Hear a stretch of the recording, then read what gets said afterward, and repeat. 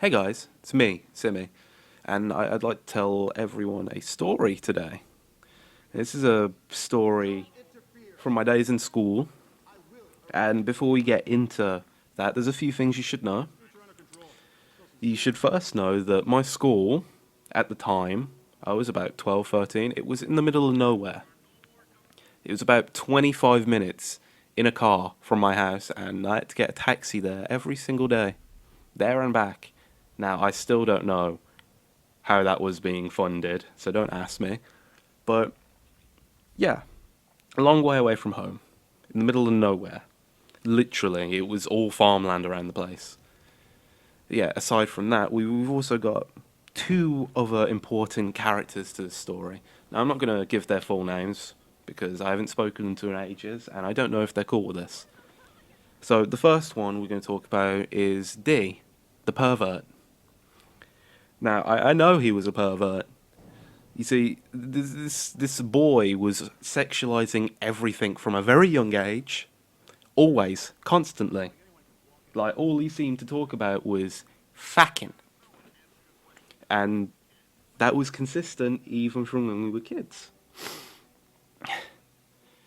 Like once upon a time, I actually stayed at his house for a night, and he wanted me there for one reason. He wanted me to install Tor, which I had to bring on a USB to his laptop because his mom had actually blocked him using some software available on the router from accessing porn. So I installed Tor and proceeded to sit there whilst he wanked himself no less than 6 times that night. It was incredible to behold. And then there's Jay. Now, Jay was a innocent little bean. I do mean the most innocent. Like, he was a bit of an idiot, but he was cool. Like, when I say he was a bit of an idiot, once in history class, he fell asleep on a pencil and stabbed himself in the eye. Another time, during art, whilst we were doing shadow puppets, he he decided he was going to stick his finger in the lamp that we were using, which was one of them construction lamps. You know, the ones that get incredibly hot. So yeah, he sticks his finger in that. Didn't finish the school day. But yeah, now you've got an idea on the main cast here. We can talk about what actually happened. So it was a boring day, and we just got on break. So we're coming out of I believe it was the English classroom, and we decide to just take a U-turn. We go back inside. Door's not locked for some reason. Teacher's not inside, so we lock ourselves in. Now, we decide to do some funny shit and blast Slipknot whilst we discuss what we're actually going to do today. Because class, no thank you. Now, me and D come to the conclusion that we're going to run away to France and become mercenaries. Now, I don't know how either of us thought that was going to work, and I don't know why Jay agreed to come with us. So, we agree to do this, and we climb out the window. And me being the expert I am, having ran away numerous times, I lead them round the back, over a fence, and through a very slightly muddy field. We go around the outside to avoid getting ourselves dirty. We've got one of the teachers just shouting for us to get back. We're not listening. So, yeah, we continue walking. We get to the other end of the field, and it drops us out into a country road. Now, normally, I follow this country road down one way and it leads me to a forest where I can then hide from the teachers for a good while. But being smart, I decide instead we're going to cut straight across the country road into another field and we follow that through. And we keep doing that for a good, I want to say, an hour and a half until we're thoroughly lost. But as it turns out, we just happen to be heading the right way. Either way, we keep walking and walking, discussing what we're going to do when we get to Dover, because the plan was to hop a boat to France. That's I mean, spoiler boys, but that didn't happen. That did not happen. No.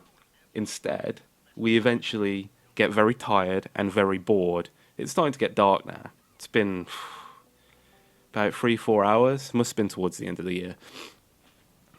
But we find a country house and we're like, let's just call in the cavalry and end this.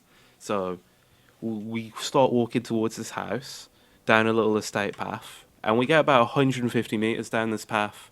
At which point we see a family heading into their house. Now we start shouting for them to try and get their attention because obviously we want to use their phone. Except they don't come over to us. Instead, they send their dog. Now we see this dog barreling towards us and barking. Me and Dee lock eyes. We are not ready for this. We are not ready to die.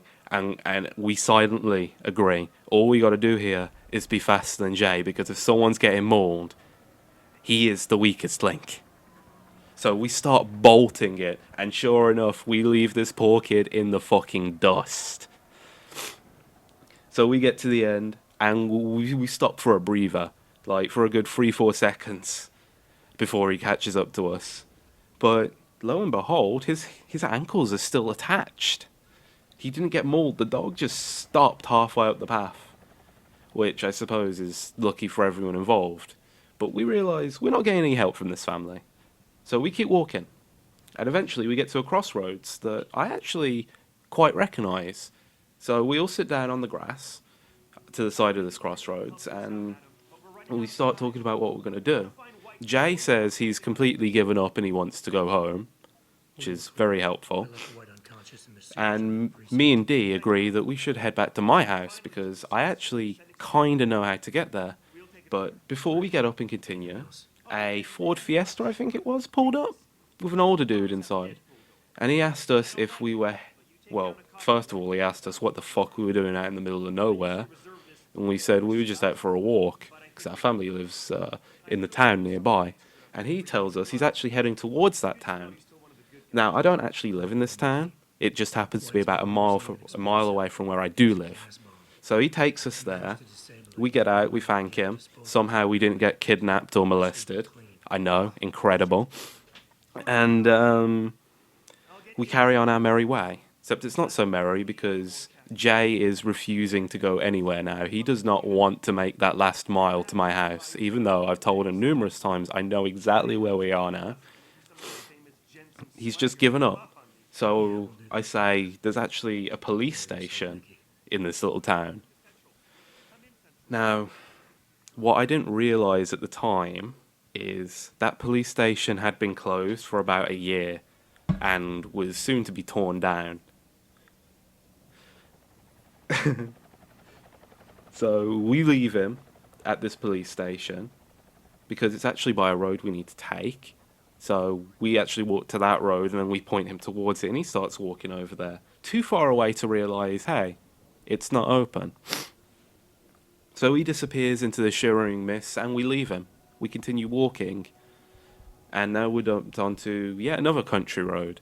But this one's leading exactly to where we need to be. And that's my house. Within 20 minutes, we're off the country and we're back into actual, like, people places, not some shitty little town, like an actual, like, urban area. Part of the city.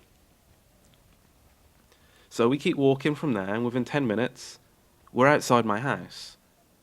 Now, my house at the time was on a little, I guess it was like a walk, but we'd come around the back, so we hadn't seen the car park and noticed that there's a police car there. So we knock on the door. My mom opens it. Now, she looks fucking dumbfounded. She's like, how the fuck did y'all get here? And I'm like, hi, Mom, I'm home. So we come in and immediately discover there's a police officer in the kitchen. Now, he is fucking pissing himself because, as it turns out, they'd had the police out searching for us for hours, helicopters and everything, and they hadn't caught one whiff of us on this entire journey. Like, it had to have been like 5, 6 hours. So, he's pissing himself. My mom's glaring daggers at him because she was expecting him to tell us off because obviously we're wasting police time and everything, but he can't do it. So she gives us the lecture, and the PCSO leaves, taking D with him, of course. So I'm assuming D got dropped home, unless he was molested, as we all should have been in that car with the strange old man. Um, and as it turns out, we all got excluded for about a week. But we come back. Jay has managed not to injure himself for the time we were gone. And well, D told me my mum's fit. So, if you enjoyed the video, remember to like, comment, and subscribe. Let me know if you'd like to see more content like this, and if not, what you'd like to see instead. Or, if you just want me to get off the internet forever, go ahead and drop a comment down below. I don't mind. Like, Mama always told me, my haters are my greatest asset. Although she might have been trying to make me feel better.